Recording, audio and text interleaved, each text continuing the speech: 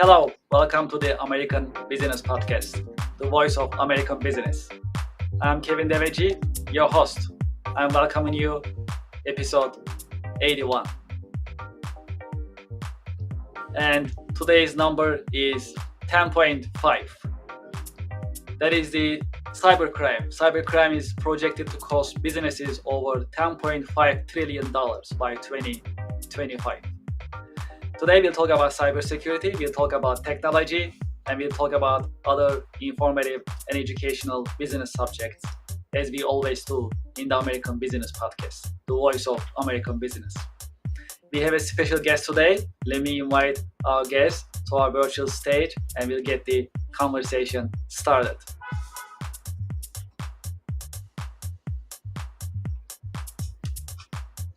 Hello, Anthony. Welcome to the podcast.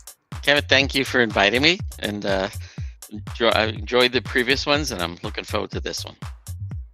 I appreciate it. Thank you very much. Well, for our audience and for our listeners to know, this is our part two.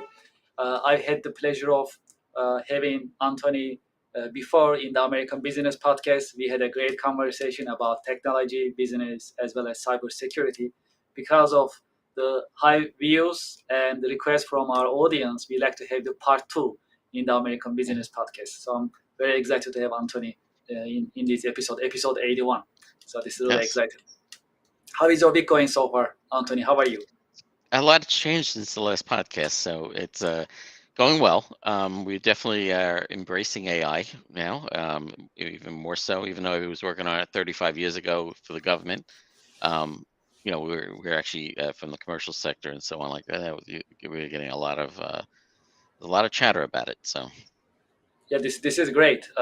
Long Island Tech Advisors is one of the companies that I follow very closely, and I'm really happy to know the organization, follow the organization under your leadership.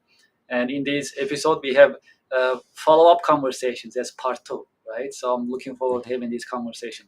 Well, if that's okay, we can get started, and let's get started with AI. To your point, in your view, how AI is impacting businesses in general? A follow-up question: how are businesses adopting AI based on your experience, and how should businesses implement AI in their businesses to utilize it on daily basis? So it's a question within a question. So please take your time. it's okay. Well, first of all, how is AI affecting businesses in general? Everyone's trying to play with it. Everyone's trying to use it in some way or another. A lot of dabbling. 85% of the business out there are just playing around, not sure what to do at this point. That's what I'm seeing. As few businesses have gotten it right and actually, not just using it, but using it effectively. All right. So, the challenges in AI adaptation, what I'm seeing is that, like I said, is that most companies are just playing around. They don't have good direction. They don't have champions within the company to help it and so on. So adaptation, even if you take on a nice tool, an AI tool, adaptation within the company could fail if you don't have the right things set up. As far as what you should consider when implementing AI in your business is, talk to another company already that has already done it, or a company like ourselves, which we're technical advisors, which we have done it for other clients. So get somebody in there who already knows and can look at your overall business workflows. This is a business. It's not just technical. Okay, it's not just an IT thing anymore. This is a business level, from business strategy, business planning. You want to make sure that you want outcomes, and you have to be able to, get the C-level involved, what they're doing, and look at all the aspects of the business to see what is the best bang for the buck. All right, as far as implementing AI, and you want to walk before you run. All right, and also you want to make sure, like we do, all we do is find champions within the company that we can work with to make sure it succeeds. Will AI completely replace humans and their jobs in the future? See, that's a question everybody always says, and the threat out there is that AI is going to replace all humans eventually and stuff like that. I don't see that happening at all. If anything, it's making, like, for my own company, it's making us more efficient. We're able to do more things now and have more time, okay, and basically increase our revenue. So that's what I see AI doing right now is I'm keeping the staff we have. I'm not replacing anybody, but we know our revenue is going to go up. There's that gap between efficiency and so on and revenue. I can actually do more with less and actually increase the revenue. As far as like I see if things are done right, as far as like anybody that would be normally getting replaced, they could be retrained to do other things and also embrace AI. Again, I don't see it as what I'm seeing, as far as touting on the tabloids and so on, being replaced. I don't see that happening. I see as anything, it's going to be an embellishment of revenue for a lot of companies. Let's talk about digital transformation a little bit, if that's okay. Um, Digital transformation is important for organizations to utilize technology. But based on your observation and experience so far, how are companies are doing in terms of adopting digital transformation, different technologies to their businesses, and what is the best way to utilize technology for a business, regardless of their size? Yeah, again, same thing holds true with like AI. It could be any program, by the way, that you're using, but it's about making sure and talking to your peers in the same, like I do all the time. I talk to my other technical advisors, other MSPs, and so on about what they're using, what's working, what doesn't, and then try to adapt it for my business. If after getting all this advice, as far as digital transformation within our clients and so on, um, we look at the holistic business itself. All right, we have strategic business conversations with the decision makers and seeing where they want to go with their business, and then we can help implement and show them what tools that we would recommend that other similar businesses are using successfully and what's not. So it's almost like what's working, what's not. And as far as again with this, transform digital transformation and adaptation, need to have champions within the company that are going to run with it and help because you can't just do it from top and expect everyone at the bottom to do it. But you do need the C level to be bought in. They have to be. It's got to be baked into the DNA of the organization, so that and then and it trickles down through these champions that help it work. But that's how I see that happening.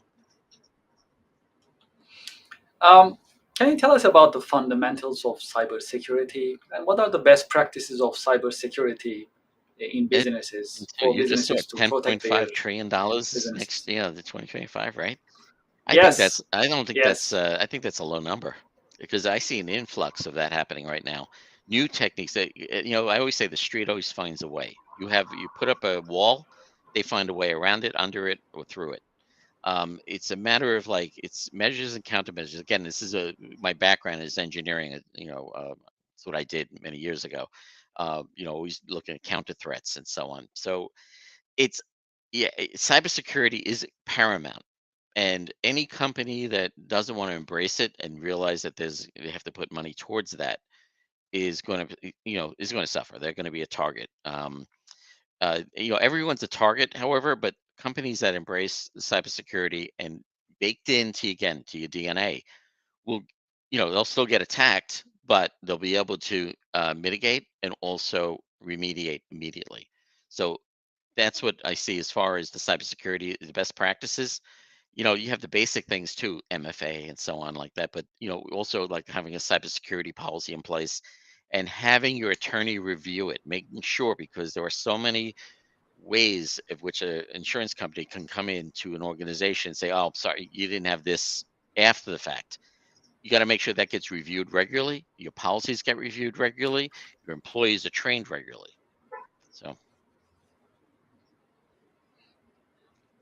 Well, in your career journey, have you had any role models, role models. any mentors that you can share I with have some us? employees really amazing, but my wife is my role model.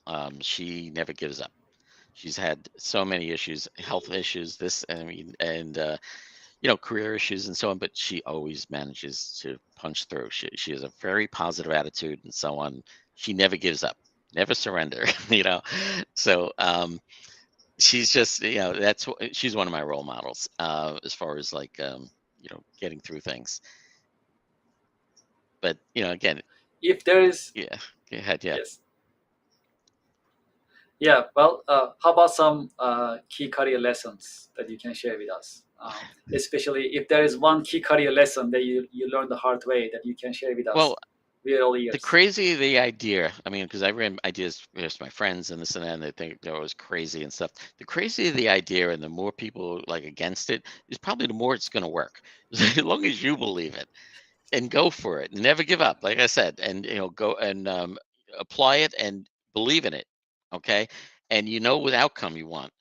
That's what you got to keep going. All right, and don't listen to the naysayers and just forge forward. All right. And I do have like lessons learned regarding that in my own thing. I mean, there was a time where I was met with somebody who was she was dying of cancer, a nurse, wonderful person, years and years ago. This is before internet just started. And she came to me and says, she wanted to make something called the Global Village, and I was working with her. And the thing is, during the process, basically what she wanted to do is buy and sell equipment online, medical equipment for people with third world countries. I thought it was a wonderful idea. Basically, what we designed was eBay before eBay even happened. And unfortunately, we were forging forward, but she passed away at that point, and I unfortunately dropped it at that point. But after that, anything that came along, I just kept going. I don't stop.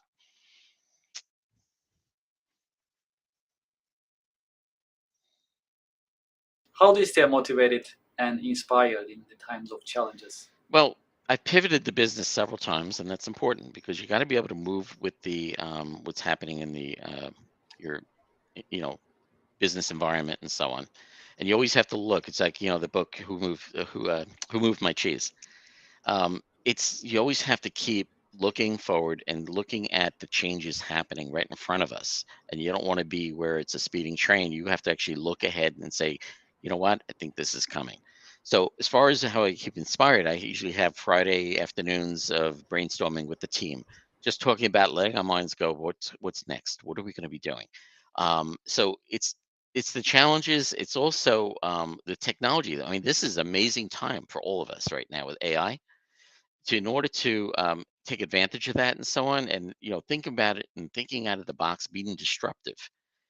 That's what inspires me. Is just my just talking to my employees, peers, and so on about their ideas, and I listen to everybody. It doesn't matter, and it's amazing where some of the best ideas come from.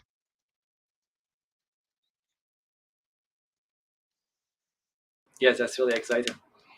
What are your biggest interests and passions outside of work? Interests and passions.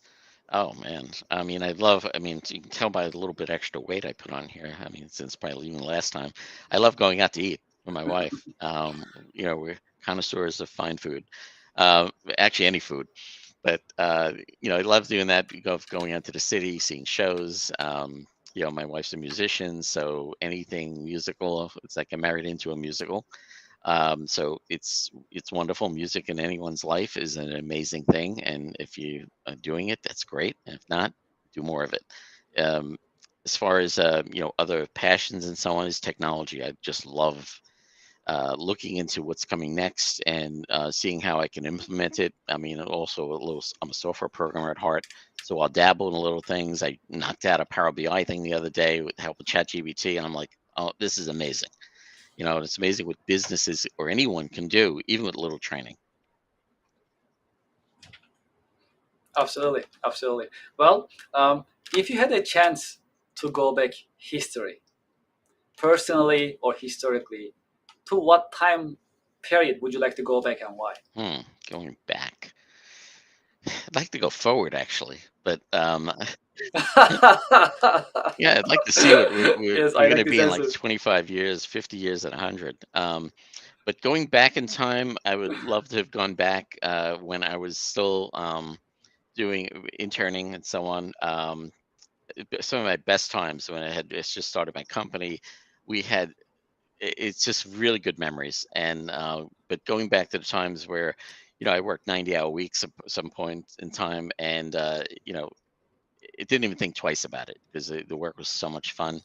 But if I was to go back further in time, I would love to meet some of the greatest scientists. I'd love to have met Tesla.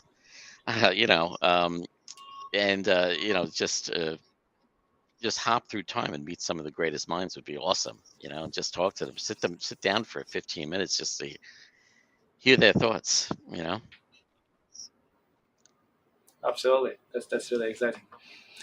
What is your career advice for the next generation, especially for those who are thinking about getting into technology, Mhm. AI, and digital transformation Well, field? now's the time to do that. As far as like getting, training and so on, I would recommend, going into a internship as soon as you can with a company, just so you can get a feel for what's out there, what the companies are looking for, because all the education you might be getting when because I get calls all the time from students and stuff that says, what certifications do I need with this. I give them the basics. Okay, this is what you need. This is a base. Anything else, don't bother with until you actually are either interning or employed by a company, and finding out what specifics they're looking for, and then get those certifications after the fact to help the company along. But as far as what to do is that you got to keep an open mind. You have to be an infectious learner.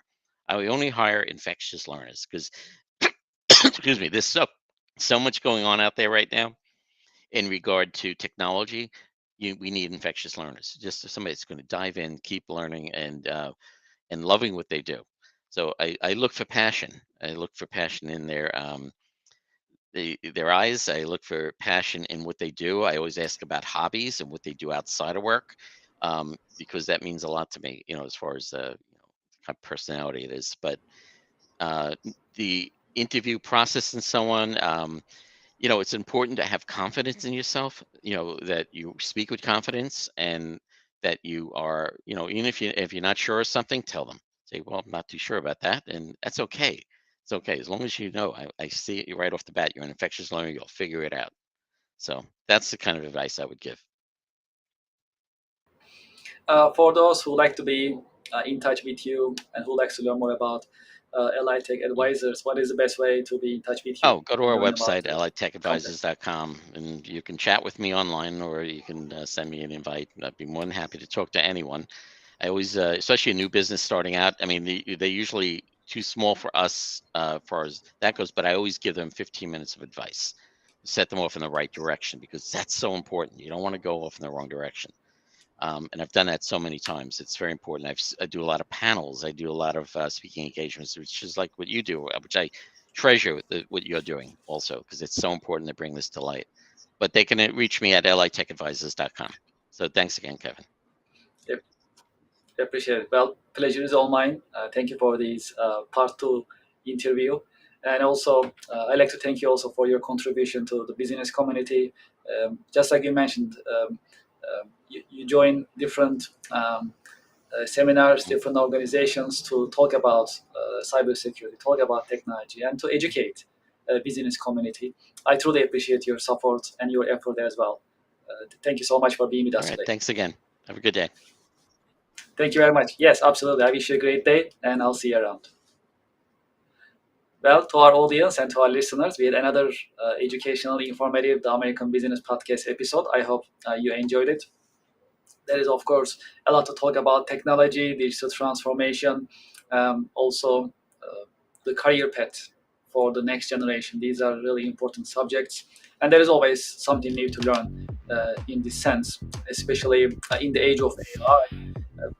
I'm doing my best to invite as many experts as I can in the field of AI, both from the technological point of view as well as from the business point of view. These are really important points of views that we need to um, learn from and we need to discuss. In this sense, the American Business Podcast, the voice of American business, is a platform to share these information and to share these professional uh, insights and wisdom. We'll continue doing so. This is our episode 81. There's going to be many more episodes, and our goal is to pass 100 episodes this year. That's our goal, and we are going towards it week by week, episode by episode. I truly appreciate your support. Would you like to be a guest in the American Business Podcast? You can send us an email, americanbusinesspodcast@gmail.com. We also welcome sponsors and advertisers, companies, organizations, and institutions. You can send us an email for advertising and sponsorship. americanbusinesspodcast@gmail.com. We use the same email address for your feedback as well. What do you think about the podcast? What is your take on AI? You can send us an email. You can also put your thoughts and your comments in the chat box in YouTube as well. In case you'd like to reach out to us and share your thoughts, share ideas in terms of subjects that we can cover, maybe guest recommendations, suggestions, we welcome it. americanbusinesspodcast@gmail.com is the website, is the email address that we use, and you are more than welcome to send us an email. If you visit our website, americanpodcast.tv, you'll learn more about the American Business Podcast team, as well as the podcast, what is coming. We have a schedule that we published every week. This website is also a great opportunity for you to learn about what is coming in coming weeks. So please visit our website, americanpodcast.tv. As you know, the American Business Podcast, the voice of American business, got YouTube award in actually last month. We are very happy about it. We passed 100,000 YouTube subscribers, and more coming, of course. We truly appreciate your support. Now the American Business Podcast is more influential than before, and our goal is to pass 100 episodes this year. We are working hard for it, and we truly appreciate your support. If you haven't done so, please go to our YouTube channel and make sure to subscribe. Here is the YouTube channel's QR code right here in the middle of the screen, as well as this side. We have the QR code that you can scan, and it will take you to our YouTube channel. And please subscribe. And if you feel generous, please share your comments, your thoughts in the comment box in the YouTube channel. We'll truly appreciate your feedback and your interactions with us and with our guest in the American Business Podcast YouTube channel. We have a networking event coming up, our traditional monthly business networking event. It's called the Connection America Business Alliance online networking event. The next one is scheduled for October 24th, 10 a.m. If you'd like to join us and introduce yourself, your business, your offerings, your offers, scan this QR code, please, and sign up for the next Connection America Business Alliance online networking event.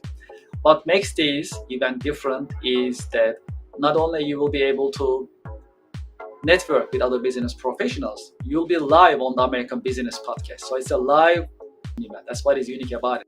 And I hope you join us and talk about your business, your products and services. And I hope you join us and you make it. We have a membership program. If you haven't done so, please join us, be a member. This is a QR code. We have different membership programs with different options. We truly appreciate your support.